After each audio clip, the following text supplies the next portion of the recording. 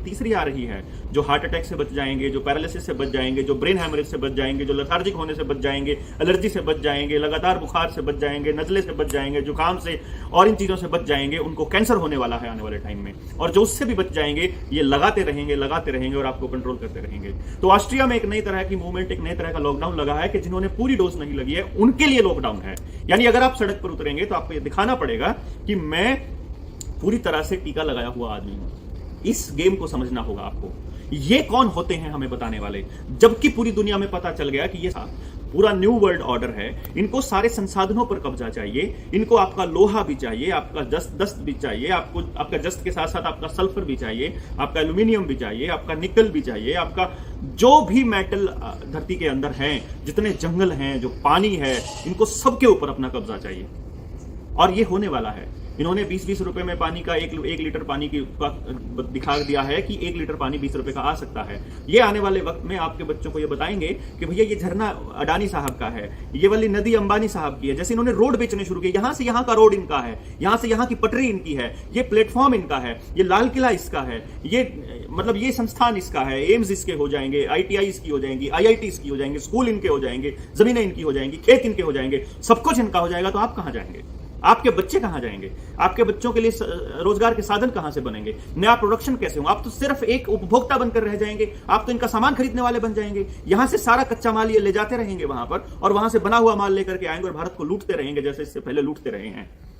ये आपको समझना पड़ेगा, क्योंकि अगर आपने बोलना शुरू नहीं किया तो ये आपके बच्चों की गुलामी तय करने वाले हैं। तो आपको ये बात समझनी पड़ेगी कि ये जो खेल है, ये जो आप इस खेल को समझिए कि ये कोई ऐसी बात नहीं है कि इस खेल को समझना इतना मुश्किल हो। ये बहुत आसान है। आपको सिर्फ अपनी एनालिसिस को क्रिटिकल लाना है, क्रिटिकल एनालिसिस करना है। आपको सिर्फ इतना समझना है कि ये जो कह रहे हैं ये हमारे आका नहीं है। आपको अपनी बातचीत के दौरान यह समझना है कि ये हमारे आका नहीं है, ये हमारे मालिक नहीं है, ये देश के राजा नहीं है, ये हमारे प्रतिनिधि हैं। हम राजा हैं, हमारी सरकार है, हमारा देश है, जनता मालिक है। हम बताएंगे कि तुम कौन सा कानून पास करोगे, ये नहीं बताएंगे कि सड़क पर कौन उतरेगा और कौन नहीं उतरेगा। ये बात आपको समझनी होगी। भ्रष्टाचार के रोज नए आयाम बन रहे हैं। आपने हरियाणा के स्टाफ सिलेक्शन कमीशन के मेंबर के पास अटैची में 1 करोड़ से ज्यादा रुपए मिलने की खबर तो पड़ी ही होगी। मतलब इंटरव्यू लेते हुए अंदर अटैची में रिश्वत मांग रहा है। आप समझते हैं? रिश्वत मतलब वहीं पर ऑन द स्पॉट। तो आज व्यापम बहुत बुरी तरह से हरियाणा में छा चुका है। यूपी के अंदर तो बुरा हाल है ही, मध्य प्रदेश इससे पहले बहुत बदनाम हो चुका है। तो आप इस बात को समझिए कि आपके बच्चों को नशे की गर्त में धकेल करके अमित शाह अडानी के साथ मिलकर के ड्रग्स का धंधा कर रहा है और आपके बच्चों के पास पहुंच रही है। आपने वो खबर देखी होगी, एक गंजेड़ी 7 RCR में बैठा हुआ है और वो हमारे बच्चों के लिए गांजा हमारे बच्चों को अवेलेबल करा रहा है अमेजन के थ्रू। ये ऑनलाइन का जो धंधा है ये आपके बच्चों को क्या दे रहा है आपको भी नहीं मालूम है। कड़ी पत्ता के नाम पर वो आप गांजा बेच रहे थे। तो आप सोचिए कि और क्या क्या हो रहा होगा। पॉर्न साइट की भरमार हो रखी है। आपके बच्चों की जिंदगियों की बर्बादी को ये तय कर रहे हैं। ये कोई भी ऐसा काम नहीं कर रहे कि आपके बच्चों का भविष्य सुरक्षित कर सकें। ये हर वो काम कर रहे हैं जहां आपके सारे संसाधन बिक जाएं और सब कुछ खराब हो जाए। समझना चाहिए कि इस सरी की आड़ में जितने कानून लेकर के आए हैं ये वापस हों। UAPA जितने और जो पेंडेमिक एक्ट और डिजास्टर मैनेजमेंट एक्ट और NSA जिनके ऊपर लगाया है वो वापस हों।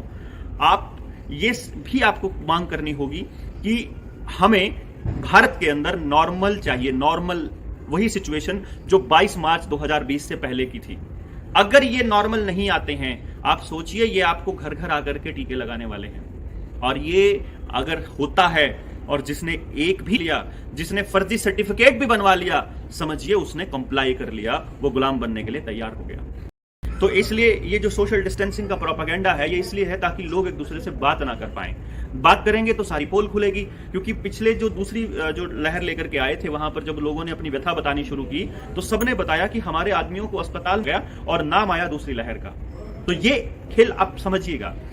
अभी तो और कानून भी वापस लिख करने हैं, इनको सब कुछ वापस करना पड़ेगा। इनको देश को वो सारे के सारे संसाधन वापस देने पड़ेंगे जो उन्होंने बेचे हैं। जो यूपी की खबर आपने पढ़ी होगी कि वहां सरकार अब सारी पंचायतों की जमीन प्राइवेट कंपनियों को दे रही है। वो कह रही है हमने कंपनियां भी सेलेक्ट कर ली हैं कौन सी हैं। इन्होंने पहले ही डिसाइड कर रखा है किस किस को क्या क्या देना है, सब कुछ बेच रहे हैं ये लोग। तो आपको समझने वाली बात ये होगी कि इन किसान नेताओं से भी हमारा आग्रह है कि अभी ना उठें। हम अभी आज़ाद मैदान के लिए निकले हैं कल मुंबई, हमें वापस वही नॉर्मल भारत चाहिए, हमारे बच्चों के लिए वही स्कूल चाहिए।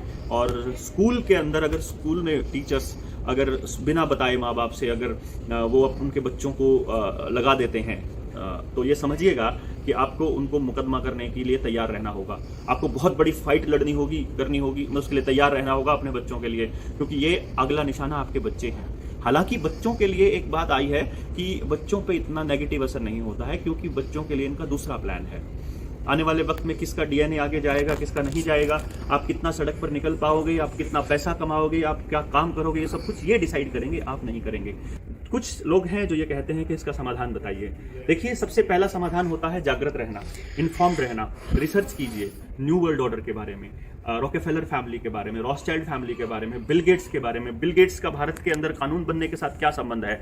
ये प्रधानमंत्री जब भी विदेश जाता है आते ही कोई ना कोई नया प्रोपेगेंडा रचता है, नई कोई कानून लेकर के आता है, यहाँ से कानून पास करके ऐसे ही भाग जाता है विदेश में। तो ये आपको समझना पड़ेगा कि ये क्या रिसर्च है, न्यू वर्ल्ड ऑर्डर क्या है, इसके बारे में और दस्तावेज चाहिए यूट्यूब के ऊपर आप जाकर के वीडियोस को देख लीजिए। है तो बहुत ज़्यादा लंबा वीडियो ना बनाते हुए मैं आज के लिए अभी हम बंद करते हैं।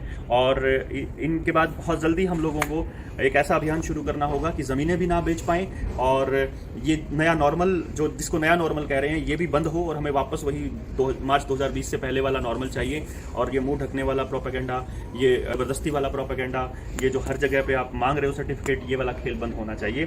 तो मैं आपसे गुजारिश करता हूँ कि आप इस खेल को समझिए, इसके खिलाफ आवाज़ उठाइए, लोगों से बात कीजिए, करते रहिए। अगर आसपास किसी को साइड इफेक्ट हुए हो उसकी वीडियो बनाइए, उस वीडियो को अपने वहाँ डालिए अपने चैनल पर, नहीं तो लोगों को जागरूक कीजिए और बताइए कि हमारे जानकारी में फलां बंदा को ये हो गया, फलां बंदे को ये साइड इफेक्ट हो गए। आपकी जानकारी में किसी को साइड इफेक्ट हुए हैं तो हर वीडियो में कमेंट पे लिखते रहिए। और ताकि वीडियो बहुत लोगों तक पहुंचे तो प्लीज़ आप लाइक वाला बटन जरूर दबाइए ताकि लोगों को पता चले, और शेयर कीजिए तो बाकी लोग इस बात को समझें कि ये बहुत बड़ा स्कैम है।